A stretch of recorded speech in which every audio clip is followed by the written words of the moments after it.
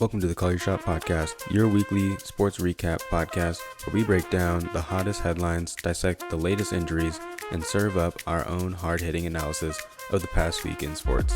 But that's not all. We're not just here to talk about the past, we're here to predict the future as well. On the Call Your Shot podcast, we boldly predict the outcomes of the upcoming week's games. Hello, everybody. Thank you for listening. This is the Call Your Shot podcast with your hosts, Alex Harris and Drew Moore. Today's episode, we're going to recap some of the games that happened last week, as well as getting some NFL news and NFL injury updates, and then previewing some of the Thanksgiving games that we have for tomorrow, as well as some of the games that we have this weekend, finishing up with the NBA.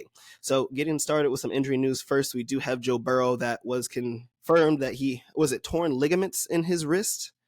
Yep.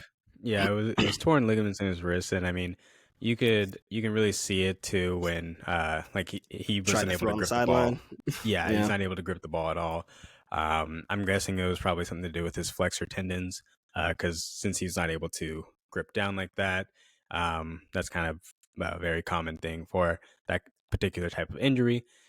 Along with that, I mean, that goes back to what we were saying last week and then the week before as well, to where these injury reports are just few and far in between, and nobody really knows who's actually going through something. Nobody knows if somebody's sick. Nobody knows if somebody's got X, Y, and Z going on. And not only that, from a betting standpoint, yeah, sure, that's one thing, to where like the lines are going to move significantly if somebody's out or somebody's in. But then when it comes to the fans who are maybe going to a game for the first time, trying to see their favorite player, and they go in and, okay, he's listed as, probable, or he's not even on the injury report, and then you go and see your favorite player and he's not even out on the field, or he's listed as like, oh, he's doubtful for the game, and then he's out there playing, and that's a game that you could have afforded to go to and ended up not having the time to switch around and end up making it to that game, end up missing the game. And I mean, especially with the NFL, these tickets aren't cheap. So facts. Yeah. This injury did happen on Thursday Night Football with the Bengals facing against the Ravens. And as soon as it did happen, then, started getting the news reports about Joe Burrow walking off the plane before the game in a cast. So something clearly was going on with his wrist, or as you were mentioning that before the game, and it kind of just ended up happening on the pass to Joe Mixon in the red zone. So very unfortunate injury. The Bengals did end up losing to the Ravens 20-34. Didn't seem like they were doing too much prior to the injury. It was somewhat of a competitive game, but at the time, the Bengals actually took the lead 10-7. But then after that, the Ravens ended up taking over and kind of winning decisively. So this was kind of a weird thing, because this was like the last hurrah that the Bengals kind of had in the hopes of making the playoffs. They really needed this game in order to at least squeak into the wild card. So now the fact that they have Joe Burrow out for which is likely this season, they already have T. Higgins hurt, and Jake Browning is now going to be the guy. I do not have any hope or confidence for them making the playoffs. So what are your thoughts on that? And also in this game, we did have Mark Andrews get hurt. Originally, it seemed like something with his hip, and now they're saying it was a pretty severe ankle sprain. Originally, they said that he was going to be out for the season. Now they're saying that there is a possibility that he can maybe return to the playoffs, but that's also a big blow for the Ravens as well. Yeah, I mean, in terms of the Ravens, they're definitely going to miss Mark Andrews going into this week, especially. I might be obligated to take the Chargers, which is a super gross proposition for me there. But I mean, losing your number one receiving target, especially how much he means to the offense. Like you kind of notice that anytime he's out, whether that's last year, this year, or whenever, their offense just kind of stagnates, and they're not able to find the any open receivers, because they're mainly just focusing on the other players now, and they don't have a distraction in Mark Andrews. It's kind of similar to when Travis Kelce goes out. You kind of see a similar thing where they're not able to get the offense going because you don't have your main guy there, the key cog in the wheel, moving things around and getting players open. So, and along with that, they also have my boy OBJ, who went down with his shoulder injury as well. So it's just another receiver that's going to be limited or potentially out for Lamar Jackson. But I mean, this is not a new thing for Lamar Jackson, as he always seems to have somebody out for him, and he always seems to be playing with limited wide receivers as well too. So It's kind of it's anybody's best guess on how well the offense is going to do, especially with the new regime, not really being familiar with it and how that's going to play out this upcoming week against the Chargers.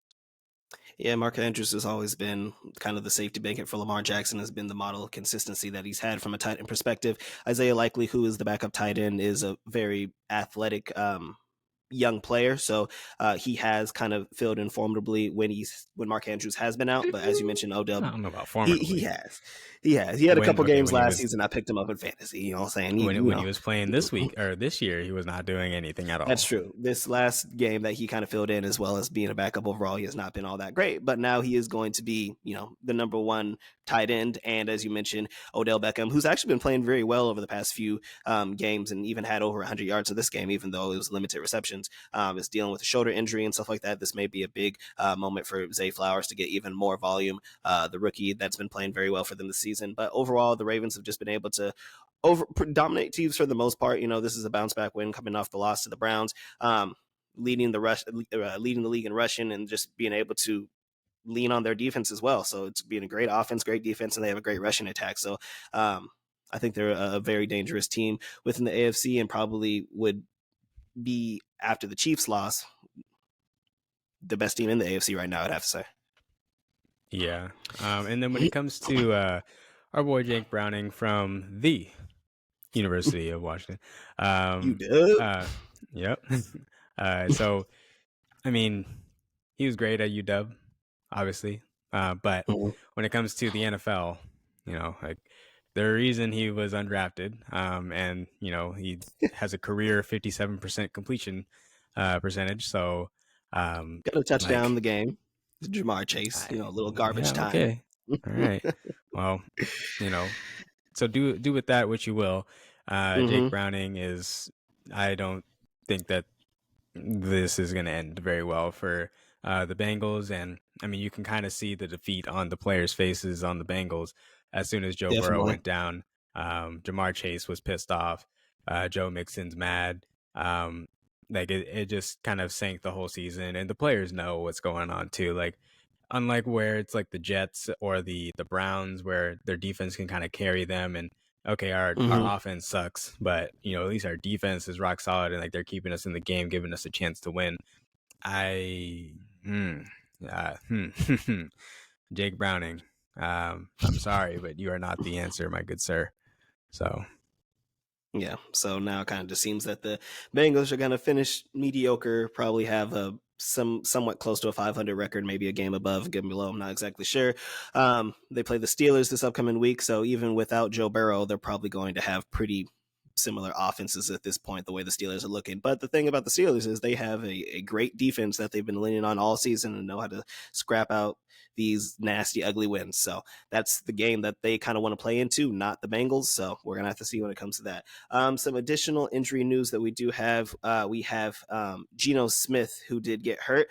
Unfortunately, in the Rams game, we were beating the Rams and it seemed like we had everything in control. And then Geno gets hurt and then we just, forget how to move the ball in the second half. And then that's just the combination to be able to lose on a game missing field goal. And, very unfortunate and very sad. So Geno Smith is dealing with an elbow injury. Drew Lock did fill in for him in the little bit that he was out in the third and fourth quarter, and it did not look great at all. So Geno did come back in and tried to lead the game-winning drive, but ultimately, as we mentioned, Jason Myers did miss the field goal. I think it was about a 40 or 50-yard field goal and we ended up losing the game 16-17. So what are your thoughts on that? Do you think that Geno will be okay to play this week? They have said that he is probable to play after being questionable all week. And then Kenneth Walker is already been deemed out. So Charbonnet is going to be the guy. Mm-hmm. Yeah, I mean, I did warn you when you were playing this game, didn't I? I tried to tell you. I'd have no idea what you're talking about. Okay. Yeah, I mean, this was one of those games too. This is a market dynamics kind of game where it flipped from the dog to the favorites. The Rams did, that is, and just a bunch of public money was coming in on Seattle, and then professional money was able to flip that line all the way over to the Rams being the favorite. And this is another example of why you always take the money line on short favorites, or even on on short dogs as well. The odds end up paying out better in terms of you end up winning more often than you would if you were to lay like the -2, which it ended up closing at. You would have lost that bet for the Rams versus playing the money line. You would have won. Yeah. Anyways, in terms of Geno Smith, I mean, he's turning back into a pumpkin. I think over the past few weeks, he's kind of regressed quite a bit, and not that teams are figuring him out or whatever, but he's Pete Carroll is doing enough to mask his not problems, but his deficits. Yeah, flaws.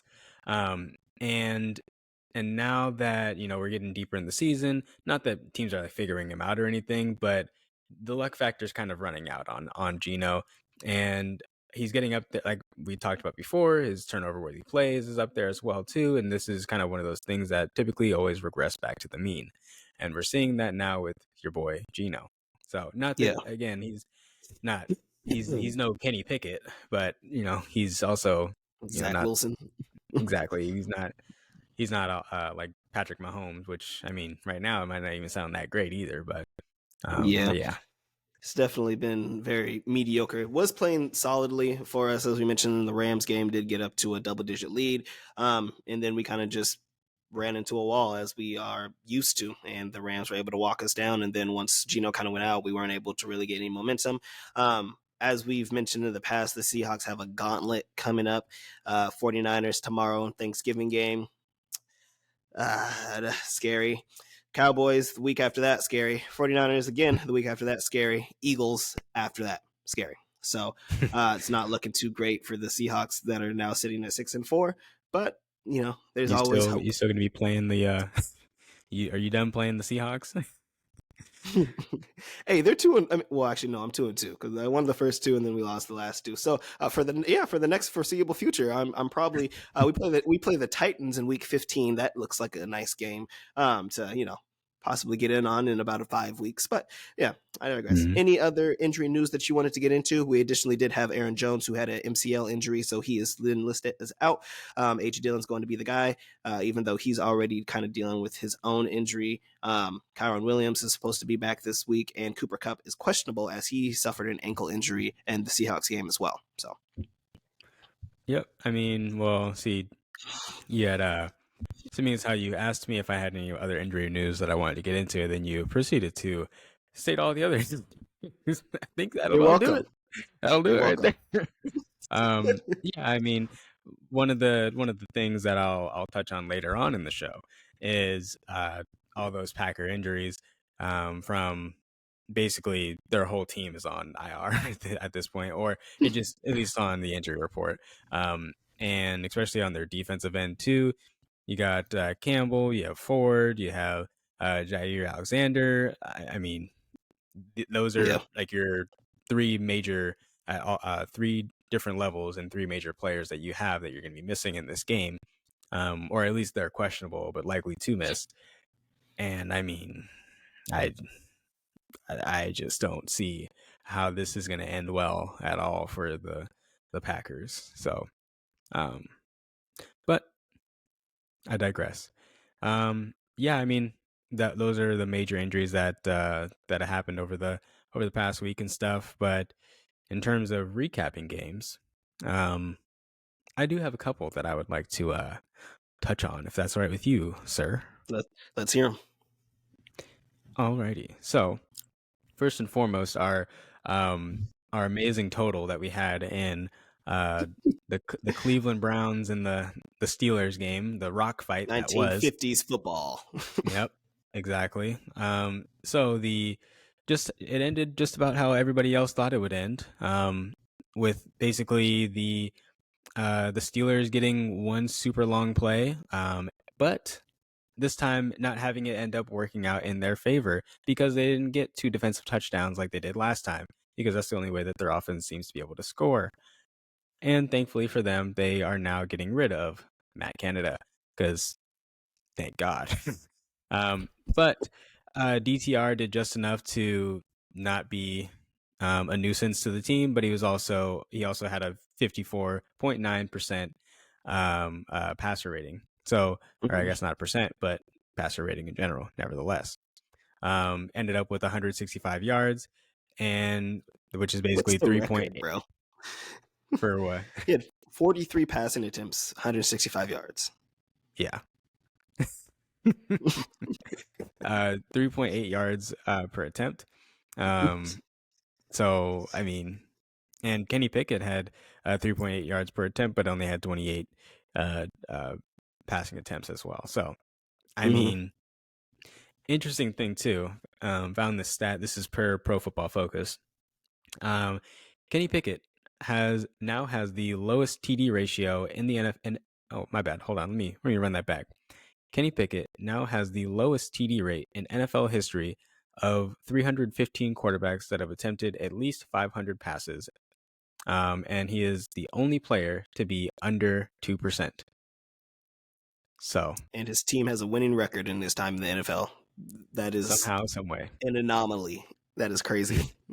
And Danny DeVito has just as many touchdowns as him too. So, I mean, yeah, this game was gross, but we did see Jaylen Warren kind of pop off a little bit here. However, it was just the 174-yard run that he had. Yeah. Even, I mean, other than that, the offense just, again, stagnant as ever. And Najee Harris still can't do anything productive. Do you think it's more of because they've always said, like, even throughout the preseason when Jaylen Warren was doing well, and even early in the season, Najee is the guy. And even though their workloads have been similar as of late, Najee's still getting slightly more volume. Like, because it kind of reminds me of like the Chargers situation a few years back, where Austin Eckler was kind of like the backup. That was kind of like the electricity guy and stuff like that. But then you had Melvin Gordon, who was a solid back for a long time, and Chargers were so slow to basically be like, okay, this is it. We're finally going to give the reins to Austin Eckler. This is kind of like the same situation. Jaylen Warren is Austin Eckler, and Najee is Melvin Gordon. Even though Najee's only had one good season, really. And that was when Ben Roethlisberger decided to throw him the ball 70 plus times. So I don't know. I think it's he's running in mud.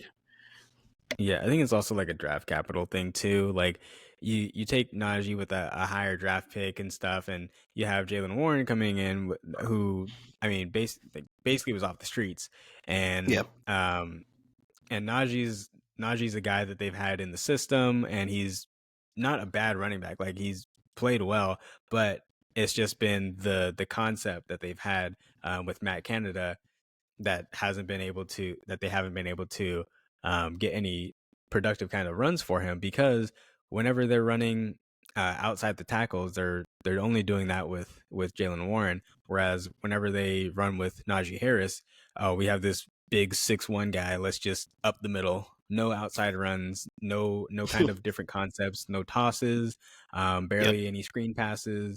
Like there's nothing for him to be a playmaker.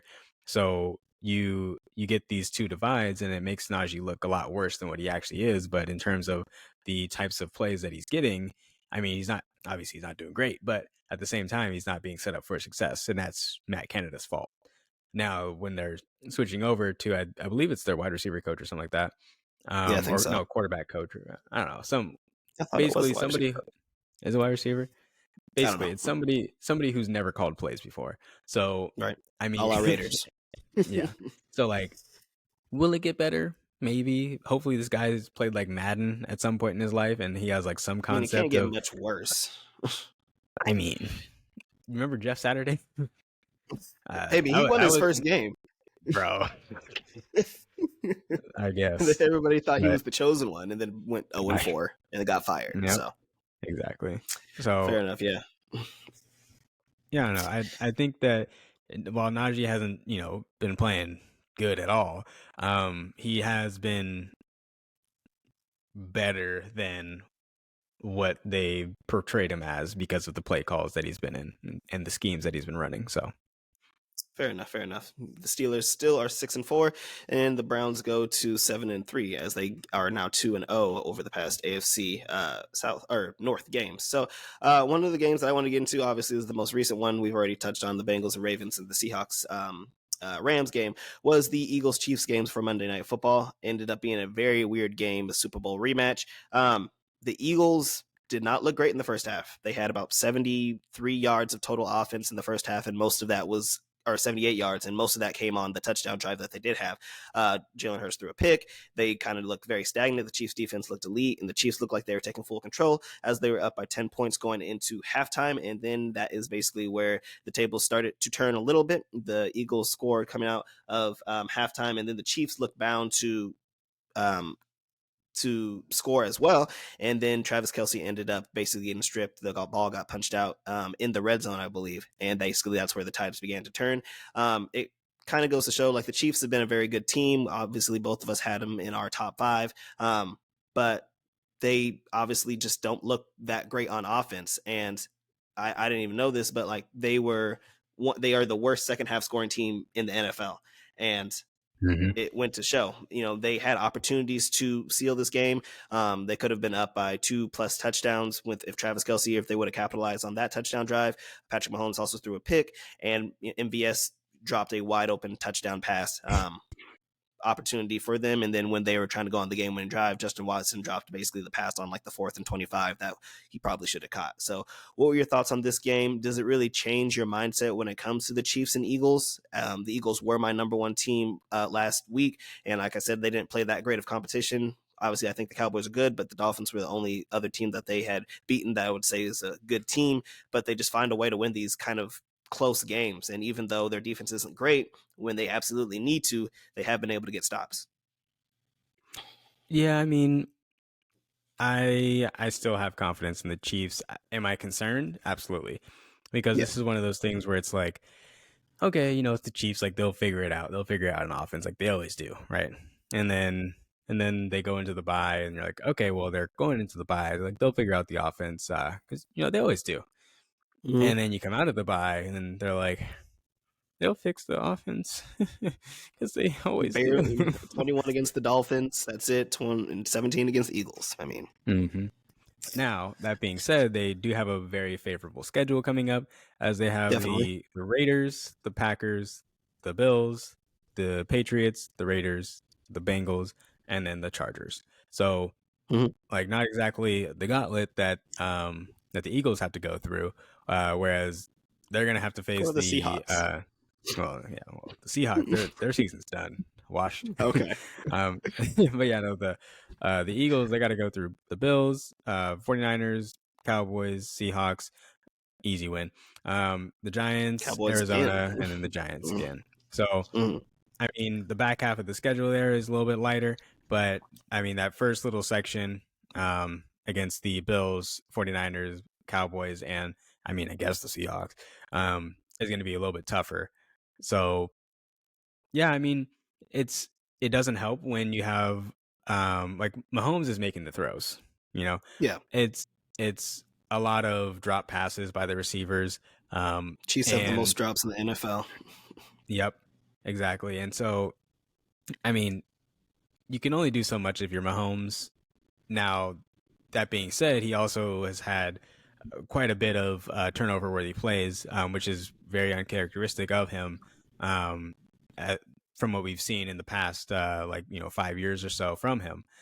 But at the same time, he's like, for example, on that 4th down play, like 4th and 24 or whatever it was, where he's scrambling out and then he's able to make that, like, throw it on a dime to the receiver right through his hand, and he's just right through Justin Watson's hands. Sorry, I just missed it. Yep. I'm a wide receiver that can't catch. Like some popcorn, Exactly. So, I mean, I don't know. It's MVS dropping a 40-yard bomb. And with the turnover-worthy plays with Patrick Mahomes, do you feel like that's more of a product of, he's just not having his best season, or it's the fact that he's, the second season removed from not having Tyreek Hill, losing the offensive coordinator Eric Bieniemy, even though everybody would always say that Andy Reid called the plays, Eric Bieniemy has clearly played a very important role for them and has actually, kind of changed life from an offensive perspective for the Commanders. and Travis Kelce playing through injury, just an accumulation of all those things. He's just maybe trying to do too much, or you think it's something else? Yeah, it's definitely that he's trying to do too much, and he's trying to force the ball into areas where he normally wouldn't have to, because Tyreek Hill would take the top off the defense, or he'd have he'd at least have like one solid receiver that That's what I'm would that saying. he That's could why I he feel knew like he could even trust. Juju, Yeah, that's I what I'm mean, saying. Like, I feel like they should have kept Juju. yeah, and so I mean, I don't know why they don't just have Rashee Rice as like their main guy, because he seems like the best receiver that they have. Whereas Watson is getting targets and dropping all Yeah, kinds of passes. Tony's dropping passes. You can't even throw him the ball anymore. And yeah. Sky Moore, who was supposed to break out this year, he's on the back of a milk carton. So like I don't even know like what they're doing on offense anymore. And like we said, thought they were gonna figure it out by at the end of the bye week, but they clearly have not. And when I mean props to the Eagles too, for shutting down the Chiefs in the second Mm-hmm. half. But at the same time, the Chiefs have to play better in the second half of games, because that's just ultimately where you're going to win games and lose games, is in that. I believe it was not Joe Montana. What am I saying? John Madden. Mm-hmm. That would always say, if you can win the middle eight, then you'll win the game. So that's the final or the middle. Hold on, that's the end of the second quarter and the start of the third quarter. So that's like that's known to be like the middle eight, and you want to win those two quarters, and you basically win the game more often than not if you're able to play well between those two quarters, because that's the Mm-hmm. momentum going into the half, and then also momentum carrying out of the half as well too. But yeah. Yeah, I mean, I still have confidence in the Chiefs. I do, they always end up figuring it out. I still think that they're an elite team. And I mean, the Eagles only scored 21 points. The Chiefs have been able to hold teams and, again, have had a very good defense this season. And we've talked a lot more about the Chiefs just because I feel like this is a game that, like, if I had to say, I think the Chiefs lost this more than the Eagles won. Credit to the Eagles. They did make a double-digit comeback, coming back from 10 points. And, Jalen Hurts, after the very slow start to the first half with the turnover, he kind of really got things going, had a bomb to Devontae Smith, and they ended up running for basically what ended up being the game-winning touchdown. And prior to that, coming out of the second half, ended up having basically a 10-yard scramble touchdown. So it's just like, with the Eagles, even when they're struggling, I just feel like they have so many weapons offensively. So obviously, if I had to choose one, I would choose Patrick Mahomes over Jalen Hurts. But when it comes to weapons, even though Travis Kelce is probably the best player, Devontae Smith, AJ Brown, Dallas Goedert eventually is going to be returning, and then you also have and you have so I just think the array of weapons that Jalen Hurts has, along with the mobility that they have with the tush push, and they just have so many ways to beat you. And I mean, they've been proving it every single week. And again, they were just one bad drive away from potentially being 2-0 against the Jets. But as you mentioned last week, they are only one or two plays from probably being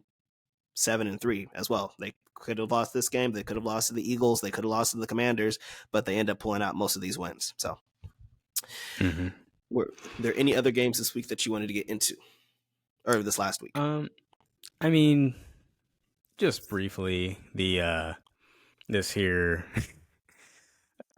Minnesota game against Denver.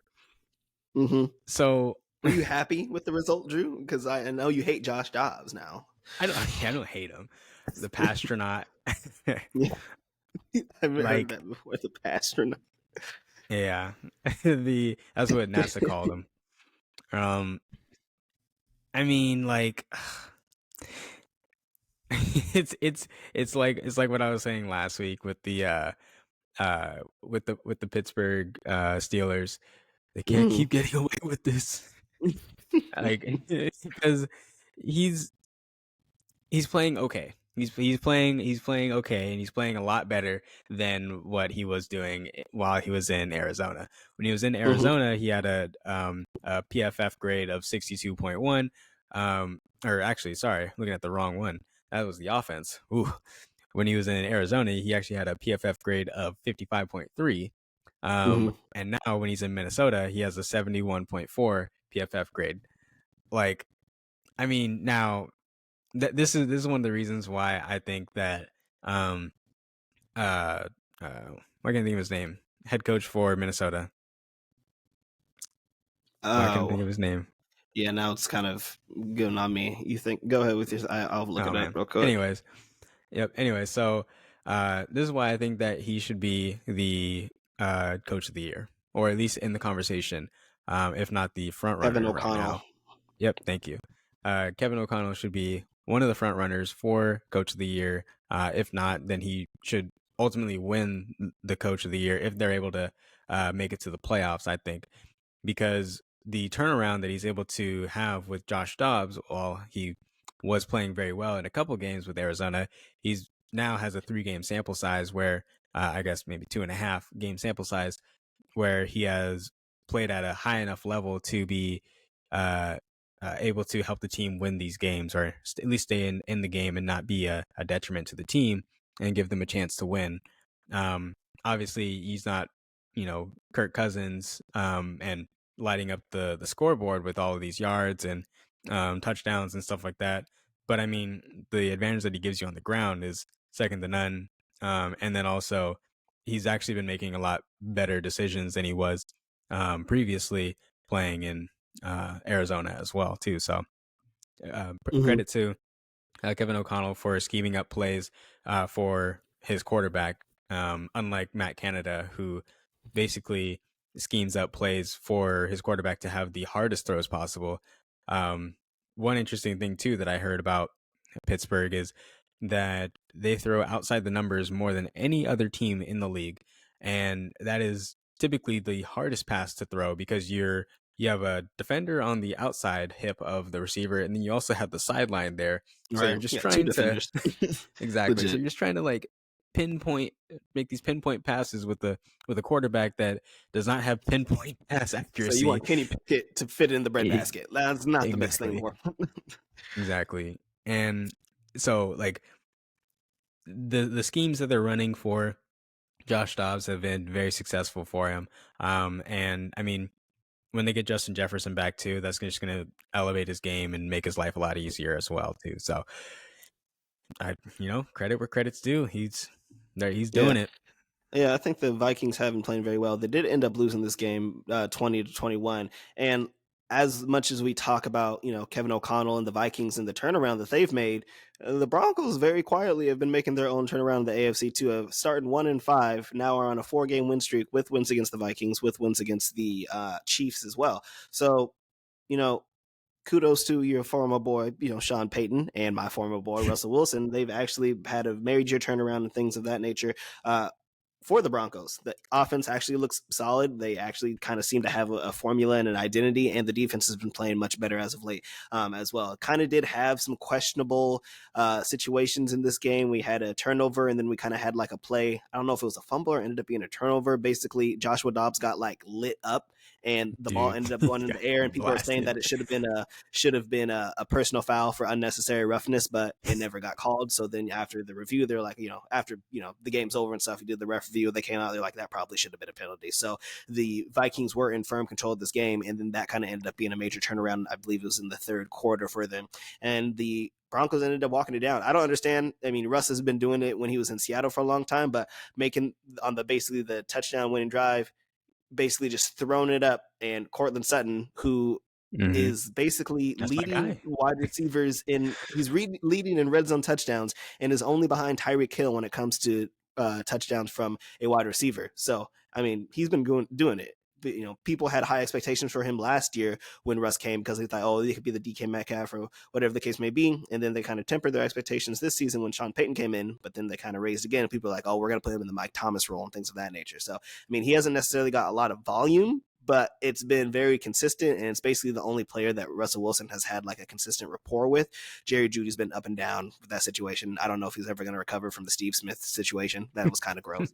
kind of got destroyed. But the Broncos have been looking good. They're on a 4-game win streak, 5-5. Don't think that they're going to be in the playoffs. I just think that when you dig yourself into a 1-5 hole, it's just very hard to climb out of, and especially in the AFC and in their division. But I mean, it has been a very nice turnaround for them. Absolutely.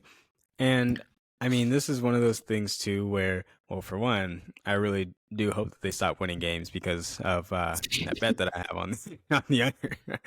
Was it like I think 7? I think it was. I think it was at 8.5, if I remember correctly. Oh wow, Might have been that's seven crazy. and a half. Yeah, It was one of those two. I don't remember what it was, but I remember I adamantly said no more than 7.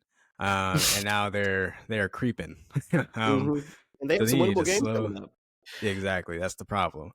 But yeah, this was another one of those games too where since we're doing this show early on Wednesday now, we're gonna be having some late additions to our Call Your Shot props, and those will be posted. Maybe we'll start a Discord. That way you can post them in there or something. I don't know. Be cool with We'll that. post them somewhere. Yeah. Yeah. Maybe we'll do that. Post them there. That way there's evidence that we did say it and that we did call it and everything like that. And then that way if you want to tune in to see which games we're going with and towards the end of the week, then those are going to be our locked in plays. Additionally, we're also going to give ourselves the option to be like, okay, this is our play. Actually, you know what? No, if we're calling it, we're locking it in. That's the No call your shot part of backtracking, it. no matter Yeah, what no news backtracking. comes out in the week. And All right. unless of course like somebody dies or something crazy happens. Lamar Jackson dislocated his arm. I don't know. Okay, Exactly. If something like that happens, then obviously. But other than that, because I'm more than likely going to try and put these in when the market shows that we're getting the best value possible on these games. So when it comes to dogs, you kind of want to bet dogs later in the week, depending on what the public sentiment of the game is going to be. For instance, like if you were on the Commanders this week, you would want to wait until right before the game to bet the Commanders because the public is going to be all over backing Dallas in this spot. And then so you're going to get a better line and then you're able to have a better odd of winning that bet. So Facts. yep. Fair enough. Moving on to games this week. So we do have 3 games tomorrow for Thanksgiving. They are very heavy favorited games. It looks like a lot of mismatches. So we have Packers, Lions, Commanders, Cowboys, and 49ers, Seahawks. Yeah, I don't want to go against 49ers this week, Drew. I'm not going to lose. It's very unfortunate situation scheduling for us. You want to get into any of those games or any other games throughout this weekend? We have a Friday night game, Dolphins, Jets, or any of the Sunday game matchups that you want to get into. Yeah, I have a few that I want to get into, but you can go first because I need to plug in my laptop here. So okay. So if we were going to get into a call your shot game, one of the first ones that I would have for this upcoming week, even though I understand the injuries, would still be the Ravens over the Chargers. Currently, the line is favoring the Ravens by 3.5, so it'll be Ravens minus 3.5. That you're confident that Chargers just came off of a tough loss against the Packers, who we did just say have nobody on their team as everybody is on IR or hurt. Ravens are going to be playing without Mark Andrews. Odell is questionable, but I just think that the Ravens are a much better team and going to be able to take control of this game. The Chargers, I don't know what's going on with their defense, man. And you kind of just disappeared.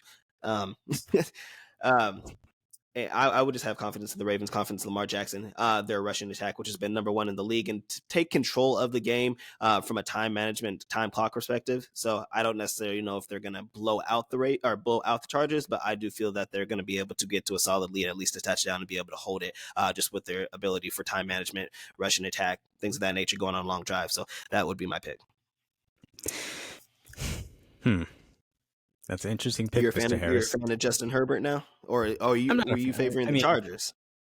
Well, see, so this week is going to be a, like I said before, it's going to be a market dynamics kind of game. Or a week, I should say. I see. Yeah. And, I mean, this is one of the most public plays. We talked about this last week too, Mr. Harris. I ended up on my own merit. I bet on the Packers because of how much of a public play it was. I tried to warn you. You didn't want to listen. So I'm warning you today. If it's not too late to back out of this bet. No. You want to make a bet on this? Like, since you talk about the public play and stuff, so you can just, you can put your money on the Chargers and Justin Herbert beating Lamar Jackson. I mean, but I'm not going to. So we could do a friendly bet here. Dinner bet.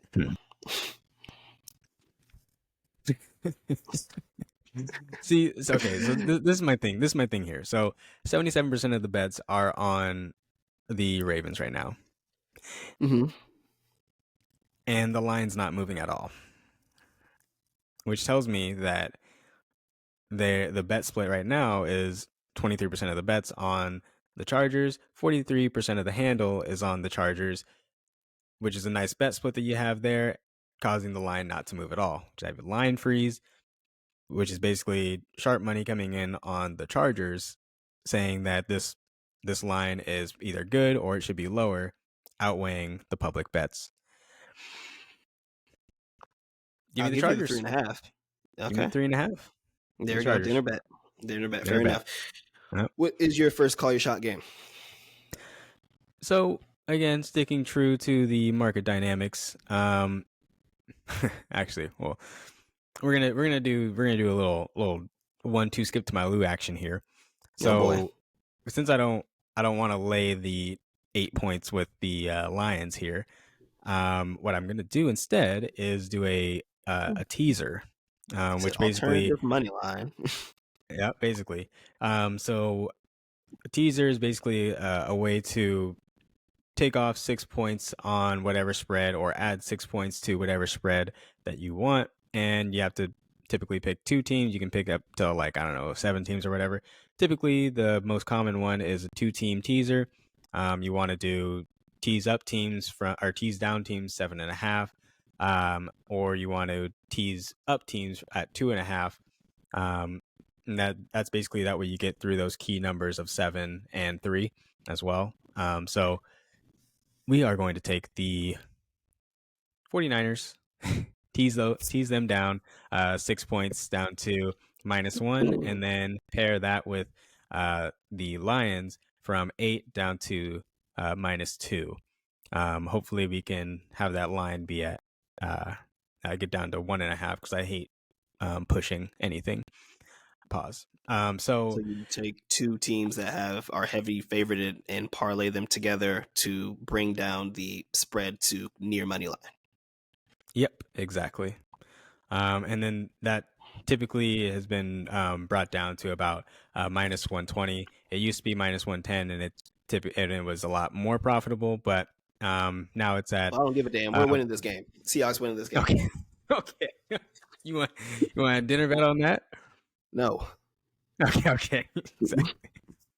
I'm tired of taking your money. Okay. And then another thing along with that too is you don't want to do any of these teasers with totals that are higher than 47.5, and the Lions game is wavering on that line right there. That's just mainly because of a lot of variance that happens with the higher scoring games and a lower possibility of those scores being closer together. So that being said, those are that's my first one right there is teasing down those 2 teams. Do you have another one?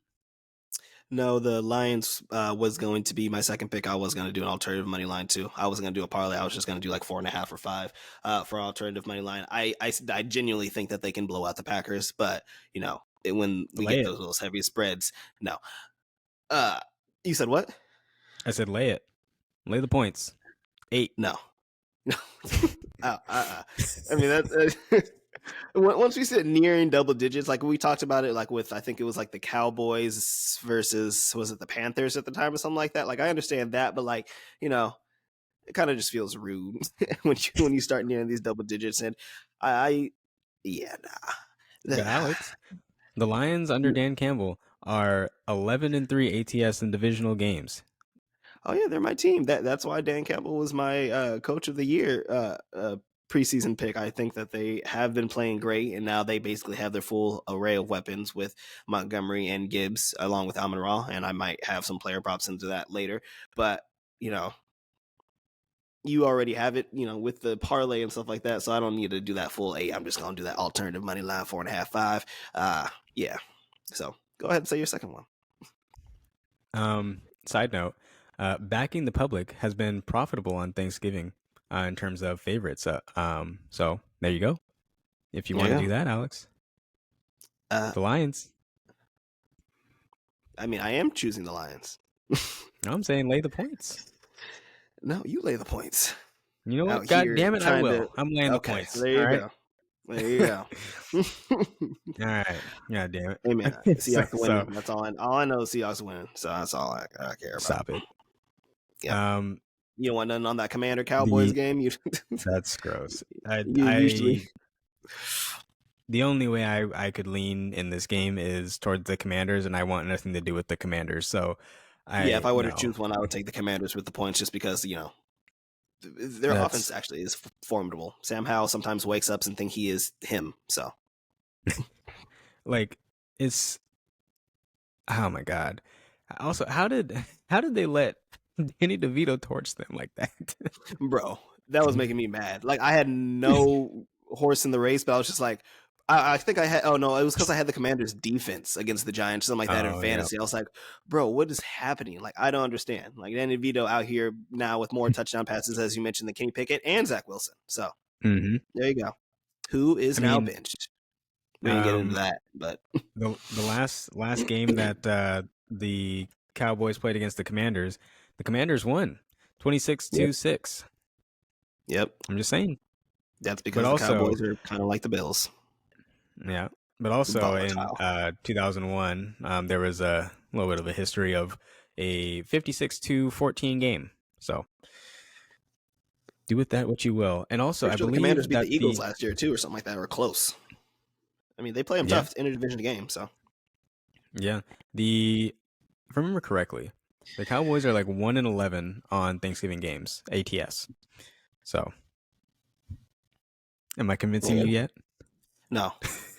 Okay. Nope. I'm just gonna watch CeeDee Lamb have like 1 million yards. Okay. Okay. So, and then also another game that I am looking at here. Oh, that's so gross. I'm not doing that. I was looking at the Jets, but I told myself I can't. No. But what I will do, and Zach Wilson got benched. That's crazy. Yeah. Well, not even backup. So. He's third. They said, no, you're not even playing. You're the emergency backup quarterback due to injury. I'm like, bro, that's rude. Yeah. And so I got to go with the over in that game though, because for one, the reason why I was looking at the Jets, but I told myself never playing with the Jets again, is the line has moved about 3 points or so. And you're telling me that there's a 3-point difference between Zach Wilson and anybody? No. Like, Tim Boyle is not good by any means, but he's not 3 points better than Zach Wilson. That being said, a total of 41 in a Dolphins game is way too low, especially for a team that's averaging 30 points a game. It's kind of rude to assume that that the Jets are maybe going to get 10 points. And I mean, if anything, the why can't I think of their name?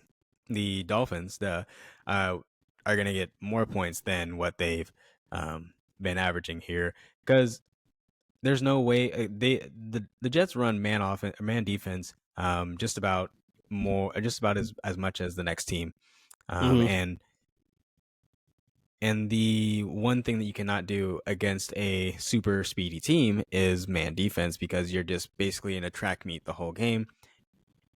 That does not bode well for anybody going against the Dolphins. Even though Devon Achan, whatever his name is, even though he's going to be out, they still have full complement of wide receivers, and there's still nobody in the world that can stop Tyreek Hill. So that being said, I don't care if you have Sauce Gardner on him, you're not slowing him down. And this game is not going to end well for the Jets. That being said, I'm still not taking any dog in this fight, but I will take the over in this game. Yeah, I mean, congratulations. You have your first start of the year with Boyle as the starting quarterback, and you get to play the Dolphins. So that's going to be fun. I mean, their defense isn't that great, but they're gonna get ran up. So, well, the Dolphins, their defense is also getting a lot healthier too, and they're getting a lot of key pieces back. And that's going to be even more detrimental for this offense. And it's the first Black Friday game, and it's going to be an absolute bloodbath. So, I mean, they're going to be giving out touchdowns at a discounted price in this game, and it's going to be 2-for-1 special. Exactly. Fair enough. Those were my two call your shot games. So if you have any more, let me know. Otherwise, I have a player prop. So. Yes, I have two. Actually, I have three more. Damn. Yep, you know me. So again, with the theme of the week, market dynamics. So Danny DeVito, my boy. Boy. Mr. Jersey. Yep. With the celebration too. You know what I'm saying? Sopranos, goddamn it. I did. They're really laying into that that stereotype and stuff. Yeah. My God. But okay. Anyways, so Danny DeVito coming off of a career performance, and still sleeping in his parents' house. 246 yards, 3 touchdowns, no picks. You're telling me he's going to do that again against Bill Belichick? No. Absolutely not. Absolutely not.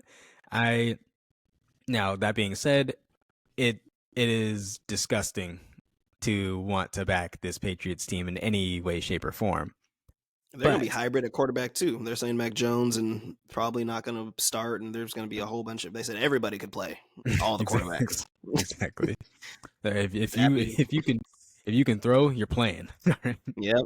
So, I mean – and also, this doesn't hurt our trend either of Thanksgiving favorites. So we're able to play this in a contrarian way, which I love to do so much.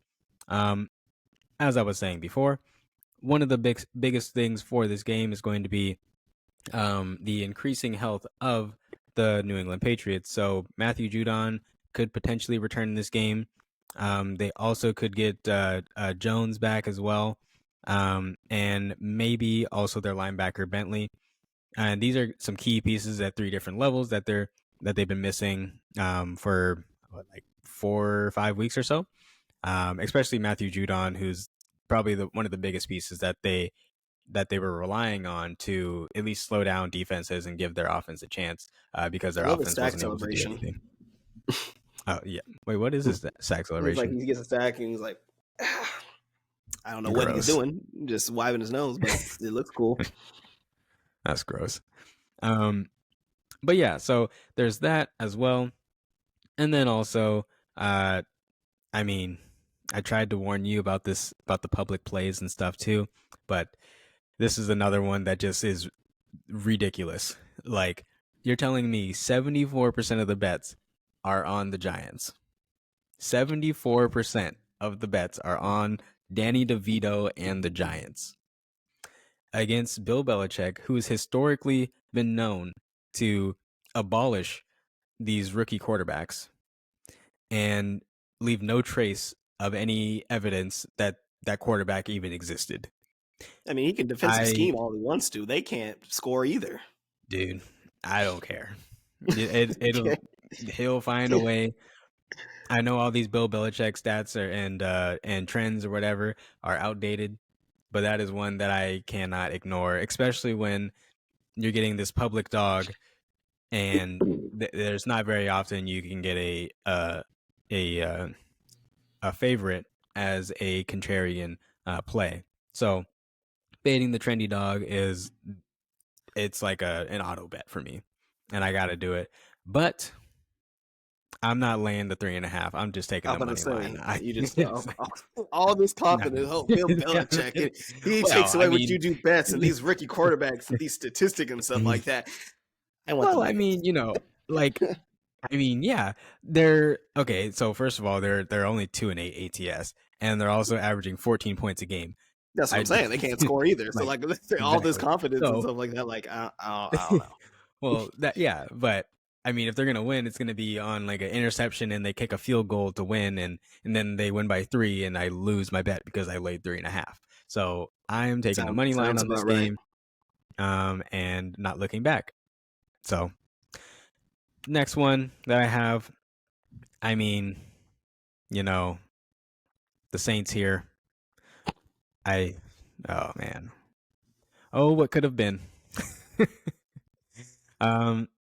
The Saints here, they're doing something. I'm not sure if I can call it playing football or not, but they're at least, yeah, we suck, and there's no getting around that. This is one of those two where I feel defeated. I like the Saints. I always want to back, and I always have confidence in them because their offense is elite. They just like Dennis Allen cannot call plays, and Derek Carr cannot run an offense. Yeah, and I don't think Jameis is going to be the answer to anything. Which is so confusing because I don't understand. He has just as many, if not more, weapons than he had with the Raiders, and he was always a very solid quarterback for them. So, like, put him in this system, and I don't really understand what the problem is. 10 touchdowns, 4 interceptions only this year, and it has not looked great. Exactly. Like, man. But moral of the story is I gotta go with the Falcons in this game. This is do or die for your boy Arthur Smith. Yeah, not sure if he's your boy or not, but hey, my boy. No, for your Arthur Smith. I like Bijan. That's about it. Exactly. And then also another microdynamics game. So you're getting 35% of the bets on Atlanta and 65% of the bets on the Saints. Mind you, the Saints are missing Michael Thomas. They're potentially going to be without Derek Carr. Yep. Mm-hmm. And they also don't have Marshawn Lattimore. So you're telling me you're missing your starting wide receiver, your wide receiver 2, and also your number 1 cornerback. And you're going to be getting 65% of the bets in a divisional game. No, I absolutely not. I live and breathe. I know the Saints. I have to play against them. And if I lose, it's a win-win because then, I make money. Or if I lose, I don't make money, but I gain happiness. Yep, exactly. But if I lose, then, or I always had that backwards. Anyways, I don't even know what I'm saying anymore. Moral of the story is Saints are going to lose. Just discombobulate everybody. Yep, exactly. Saints are going to lose. Falcons are going to win. I'm not going to do the dirty bird, but count it. This is the first game that Desmond Ridder is retaining his starting quarterback position. Taylor Heineke had replaced him over the past game or two, and now basically they're saying Taylor Heineke wasn't the answer either. So they're just going to ride with Desmond Ridder for the rest of the season, is what Arthur Smith came out and said earlier this week. So, yep. And also one last thing too on that is that Desmond Ridder at home, hello, auto lock. Roll out. So it's a lock of the season. Absolutely.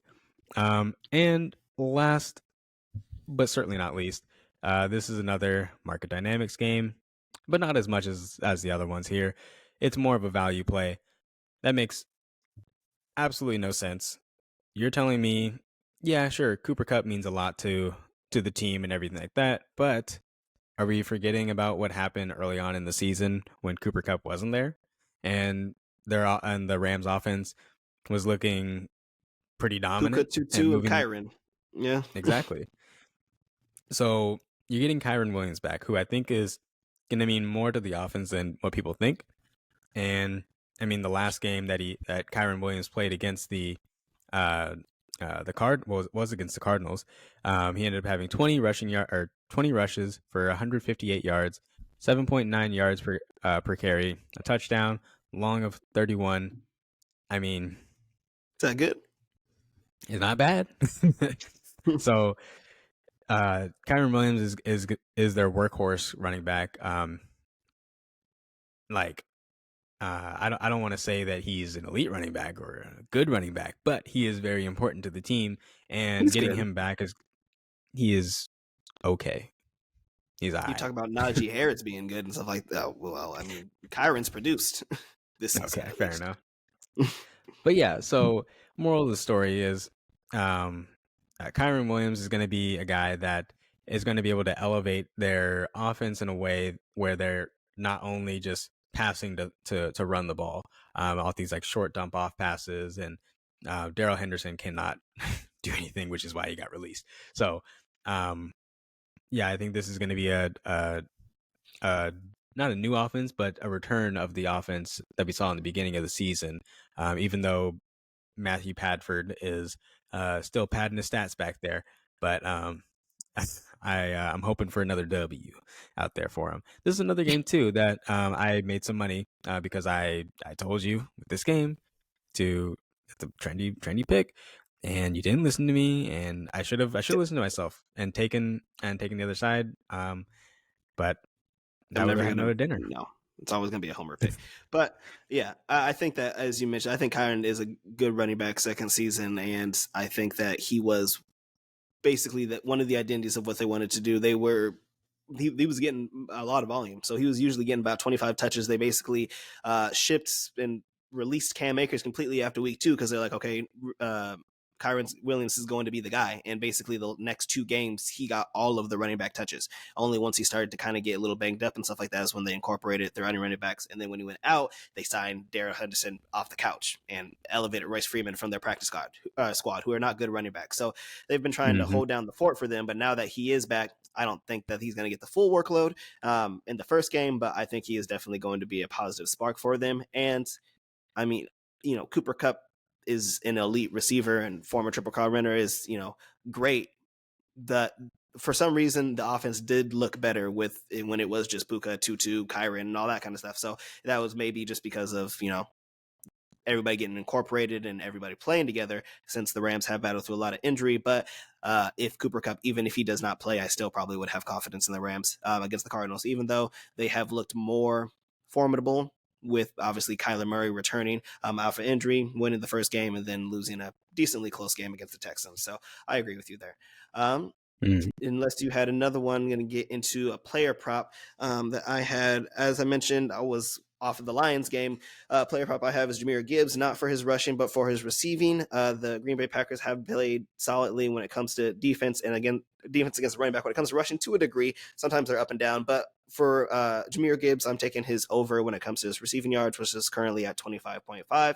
Has been averaging 6 targets over the past 6 weeks with about 40 yards receiving. So that would be my target. And obviously, with David Montgomery back and basically fully healthy, they are giving him the full workload when it comes to his rushing attack and kind of putting Swift more in the hybrid position, even though he is getting more volume than he did even when David Montgomery was here first early in the first 2 or 3 seasons, or first 2 or 3 weeks. So I'm glad that they're actually giving your boy his fair amount of work, Drew. And he's been producing. He's been great over the past 4 weeks. I think he's probably been one of, if not the best fantasy running back over the past 4 weeks. So that would be my pick, Jahmyr Gibbs over 25.5 receiving yards. Alrighty, I don't hate it. Kind of like it. And my pick is also going to be from the same game, since we are kind of projecting a just absolute bloodbath. It's going to be David Montgomery over 66.5 rushing yards, and that's going to be at minus 125. He has gone over his rushing yards prop 6 out of the 7 times that out of 7 games that he's played, and he's currently averaging 82.4 rushing yards per game. It's kind of gross.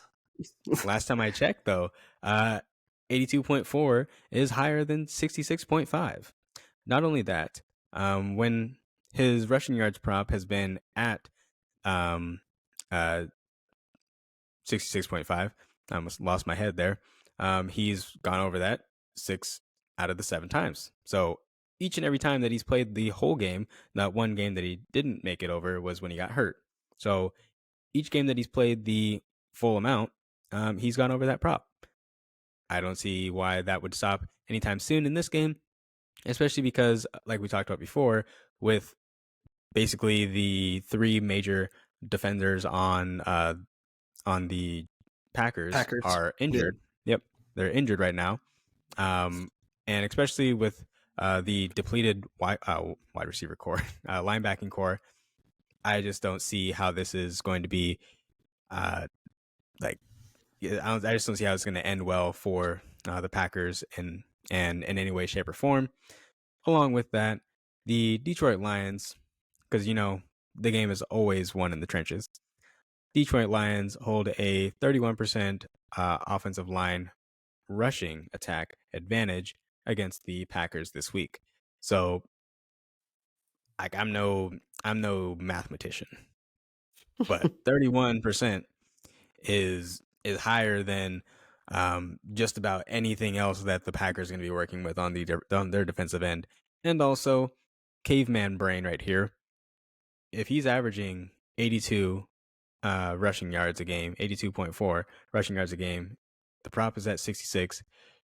It's a very simplistic way to think about it, but he's also gone over his prop every single time that he's been healthy and played the full allotment of snaps.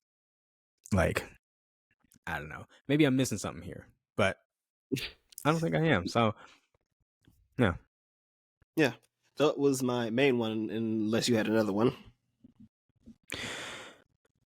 I don't. But okay, fair enough. You're easing back into these player props. We don't have to do multiple, Well, the only other one I was thinking about was now that Frank Reich is calling the plays again, that leaves the door open for Adam Thielen overs again. Because when Adam Thielen was when he was going over his prop every single week, that was with Frank Reich calling the plays. And when they switched over to Thomas Brown and they thought that it was going to be, this great revolution, and he comes from the Sean McVay tree and all these things, and then they actually scored less points. The volume was still there. It just, the yards weren't. Exactly. And that's the gross part. So, yeah. But I don't think that his line is up just yet. That's another downside of doing these things early on in the week, which is why if you join our Discord, they'll be available later on in the week. So, well, that's going to wrap up this episode, everybody. This has been the Call Shot Podcast. The host, Alix Harrison Drew Moore. Hope you all have a happy Thanksgiving. Safe travels to any of you guys traveling far. Again, we'll or on even traveling podcast. Close. Or even traveling close, walking, just stay safe out there. Just around the block, As mentioned before, you can find this wherever you can find your podcast, whether it be podcast app or Spotify. We are also on YouTube for those of you watching us there. Check our links in the bottom of the description to get our links to our social media, as we do have my little dog coming here to say hi to everybody. So, if you like this podcast, give it a like, follow, comment, share. Anything else, Drew? No, that's pretty much it. Make sure you download as well. That's what helps the channel grow. And if you are wanting to sponsor this podcast, feel free. Reach out. Let us know. As long as it's not anything weird. Yeah. Happy Thanksgiving, everybody. We will see you on Wednesday. Peace.